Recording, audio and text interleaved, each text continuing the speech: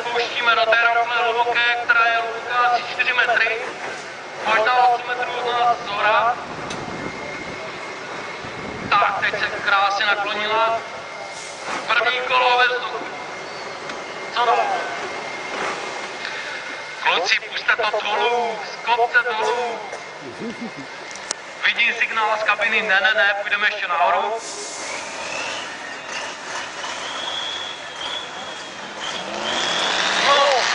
Pojďme ten znak, pojďme, diváci.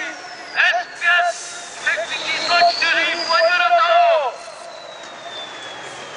Až teď půjdeme dolů. Takže teď nastane situace pro vaše foťáky zhora.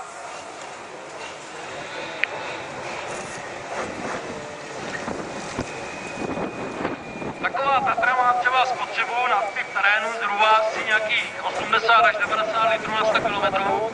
Teď je ten pravý okamžik. A ještě jeden okamžik a možná ještě 2 okamžiky a Tatra bude dolů. Takže teď si myslím, že to je už je to.